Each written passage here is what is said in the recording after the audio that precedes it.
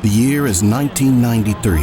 WBC middleweight champion of the world, Julian Jackson, is standing atop the division with his magnificent power in one hand and the contenders in chokeholds with the other.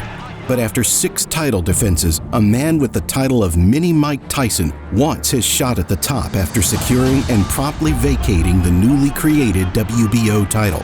This man is Gerald McClellan.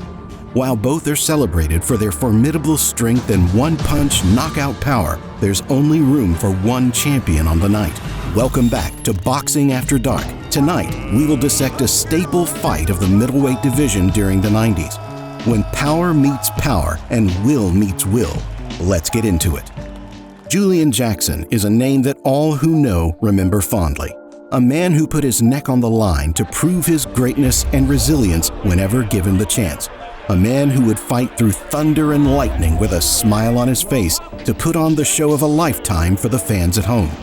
Julian Jackson was a slaughterhouse, and his opponents were the unknowing pigs. If standing in front of Julian Jackson, right, could have been Mike Tyson, it could have been anybody, any of the heavyweights, and if it hit them, they would have gone spark out like I did. Despite losing once, 30 fights into his career, to the incredible super welterweight champion and Hall of Famer Mike McCollum when going for his first title shot, Jackson's rise to the top never faltered. Determined to be at the top of the food chain, Jackson challenged for the same title again less than 1 year later against the future super middleweight champion Baek In-chul. With a spectacular third-round KO, eyes were now set on Jackson by the public with the eyes of his nickname. After making a solid account of himself with a title defense against the 4-time light middleweight champion Terrible Terry Norris, Jackson moved up in weight divisions, where he captured the WBC middleweight title versus a champion of Britain in all but accolades, Harold Graham. Despite having just had surgery on both of his eyes for detached retinas, Jackson demanded his well-deserved title shot. He and his opponent flew out to Spain to get away with such a dangerous fight. And after knocking Harold out when losing on all the scorecards in what is regarded as one of the greatest upsets in British boxing at the time, Jackson was now a champion in 2 weight classes. Jackson wanted to prove himself yet again, and the fight in the middleweight boogeyman Gerald McClellan was made.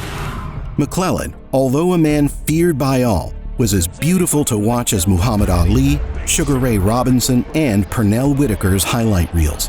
Starting with his amateur career in which he beat Roy Jones Jr., eyes were instantly set on him by the underground boxing community, which led to him being partnered soon after with superstar trainer Emmanuel Stewart, a man of fame from training Lennox Lewis, Vladimir Klitschko, and more through their glory years. Man, there's so many good fighters now. This is new gentleman from Detroit.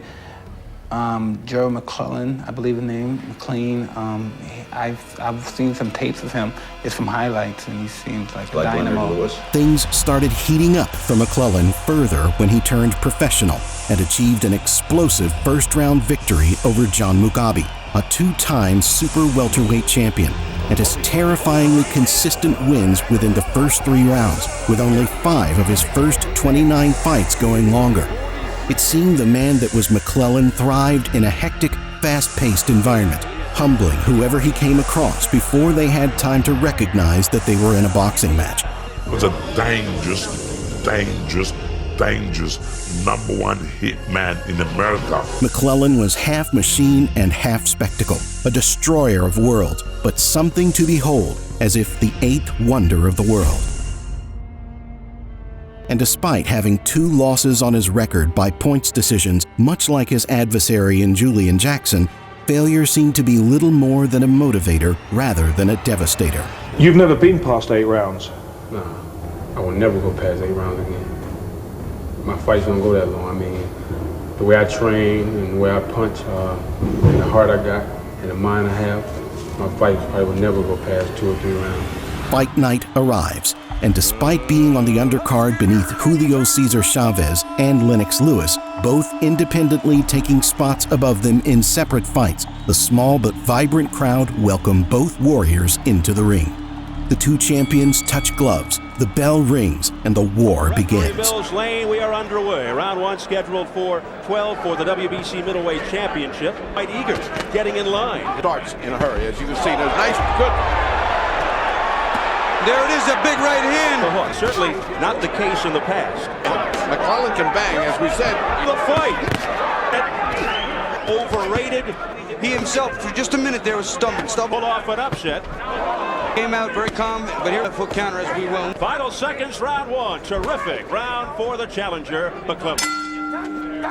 Both fighters' chins are on full display as they exchange menacing shots and smile through the pain. But McClellan comes out looking the better of the two through the first round. Julian Jackson was his corner, told him, now start looking for the counter, now start looking for that counter. Despite Jackson's impressive record, They're all heavy. He pays much attention to defense. Fights, he's knocked so many. set him up. He says, but right hand. Jackson's been a little more effective now. You've gotten to be a little more chest. And picking him up. But not having any effect on McClellan, who comes back strong, but back comes Jackson. His man. Got anything in mind except survival here. And Gerald is looking scared. This is what you call intimidation, and it's all happening to McClellan. He's getting intimidated here. Well, Jackson's completely turned the tables from the first round, but McClellan also still a dangerous fighter. So round two is in the books. This is round three in a most exciting fight. And in front like that. He came out with a good, And I'm sure Jackson winging big shots. Round. He seems to be a little quicker when he wants to be with that jab. His right hand. Champion. Oh, Look out. flicking idle jab out there, not And I was always wondering just how good is his chin. intentional butt, and Julian is cut. Julian Jackson complaining. There's a big left hand by McClellan. Punches by Jackson slips. As the bell sounds. Round three sees Julian get more comfortable after a powerful second round. As the two began to trade once more, Jackson wins a brief war. But as the timer runs down and the round nears its close, McClellan lands some bombs of his own and leaves the round up in the air. There is blood streaking down the bridge of the nose of Julian Jackson, the result of that unintentional headbutt by Gerald McClellan in the third round. never stop a fight there. And you know, sometimes blood. He's blinking from that eye. Oh, nice body shot, but right at the break. In slow, methodical, conserving energy. In his favor. Ooh, nice body shot. Ooh, And that Julian Jackson's aiming at the body too. Could take its toll. maybe sacrificing around, but He's bopping around. He's trying to measure Jackson. Mills Lane just informed us that there's a 1 point deduction for that butt, even if it was unintentional. 1 point off McClellan from back in the third round. McClellan had taken that round. So Wild miss by Gerald McClellan. Again, you'll see him dig that right hand to the body. Gerald McClellan.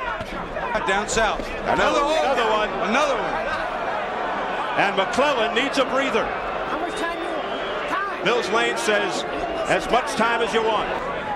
And he needs all the strength he can get and all the fluidity and reflex, and that takes your legs out from under you. Ooh, nice shot by Julian. As he goes upstairs, no chance of south of there. Julian got a winner right here. Down goes Jackson. A left hook by Gerald McClellan almost sent him through the ropes. He is in serious trouble. His legs are not there. This fight could very well be over right this minute. And there's a minute left to go. Can McClellan finish him off? He's down again. He's not going to make this, Bobby. He's not going to make this. Julian Jackson doesn't know what he's done. It's over. Mills Lane has stopped the fight. And Gerald McClellan has upset Julian Jackson, and he is the new WBC middleweight champion.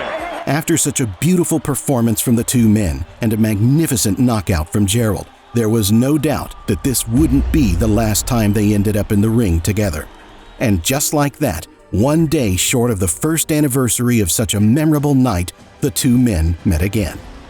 The two fighters enter the ring with the odds dramatically changing, with Gerald McClellan coming in as the favorite and more confident than ever, and Julian Jackson determined to get his belt back after 3 convincing tune-ups. The night had so many people's nerves going that you'd think you were dissecting a giraffe's neck. The two fighters touched gloves again, and the fight commenced for the second and final time. Both McClellan and Jackson average under 4 rounds. Here we go, round 1, scheduled for 12.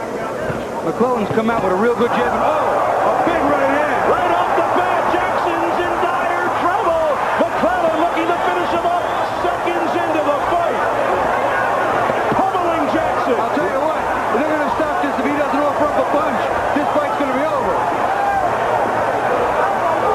He should go down and take an 8 count.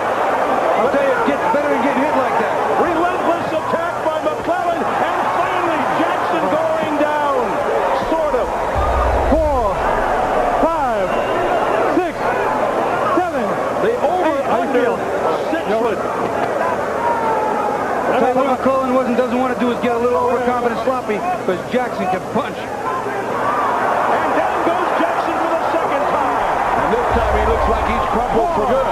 He hit him on top of the head on the way down, and I'm telling you, he is totally disoriented. He looks like he's not going to get up. He's through. Joe Cortez says it's over. And in the first round, Gerald McClellan has retained his title. After such a powerful statement of victory, it was official that the first fight had been no fluke. Gerald McClellan was officially the better man on the night, and Jackson had finally seemed to be well and truly inferior in power for the first time.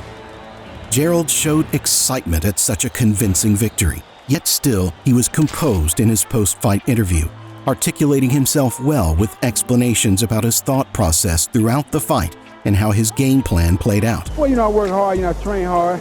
I know with my punching power and boxing ability, whenever I hit a guy on the chin with either hand or to the body, he's going to be in trouble. Julian, meanwhile, although upset at another loss and the early stoppage, refused to make excuses and was respectful of McClellan through defeat. Joe McClellan is a big man. He's a strong, this guy is big. I think he's the biggest middleweight out there, you know what I'm saying?